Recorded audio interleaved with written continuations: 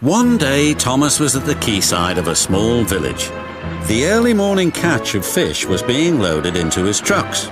The work took a long time. The fishermen were using old equipment and Thomas was worried. "I'm going to be late for Henry at the docks. He won't like this.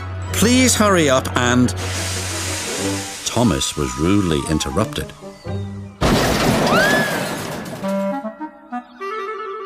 His driver and fireman laughed. "Phew," sniffed Thomas. "What a pong!" He was glad when they were speeding along the beautiful coastal run. As they approached the lighthouse, they saw a man waving a red flag. "What's the matter now?" "High tides are damaging the track," reported the man. "I've marked the spot." "We'll go and inspect," said the driver.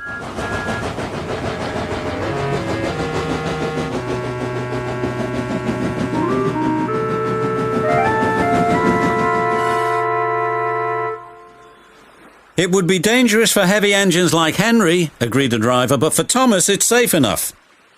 The guard left a red oil lamp by the damaged track to warn engines. "When we get to the docks, I'll tell them to close the line."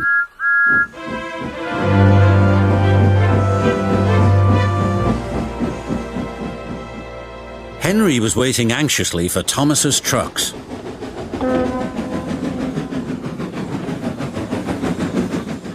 "Why, you're late and that smell is making me ill." "I can't help it, it's the fish," replied Thomas. "And there's danger on the rails, that's why we're late." "Huh, you're the only danger on the rails, Thomas. Now stop wasting time and get your trucks hitched to my train." Thomas's driver and fireman were in the yardmaster's office when they heard Henry's whistle. There he was, steaming out of the station with his long, heavy train called the Flying Kipper. "What route is Henry taking tonight?" asked the driver. "The coastal run, it's the quickest." "But I told you, that's dangerous for a big engine like Henry." The yardmaster quickly phoned the signalman. Henry roared past the signal box. "I'll soon make up for lost time." The signalman was answering the telephone but couldn't hear the warning. By the time he did, Henry was far away in a cloud of steam. But when Henry reached the coastal track, his hopes for a fast run were dashed.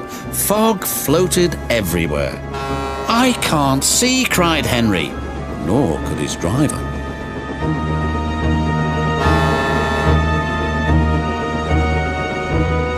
When he could, it was too late.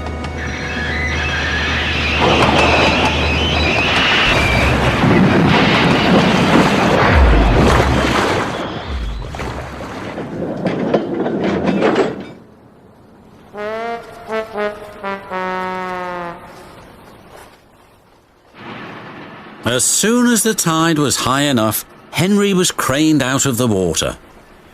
"Engines don't swim, Henry. You were meant to deliver fish, not swim with them," said the fat controller. "You should know that by now." "Yes, sir. I'm sorry, sir." When Henry arrived at the docks, Cranky the crane looked down at him disdainfully. My, Henry, I expect you'll have some fishy tales to tell, but take my advice, have a long hose down first." "Pah!" hissed Henry, but there was worse to come. "Look," said a child, "they've caught all this fish and a green whale too. It's not a whale, it's a monster." Henry was most upset. Thomas now felt sorry for Henry. "Come on, your driver says it's time for a nice hot washdown. Then you'll feel much better." And Henry did. "I'm sorry I was rude to you, Thomas." "Oh, that's all right. But can you smell something?" What? asked Henry nervously. "Fresh air." "Oh, yes," replied Henry.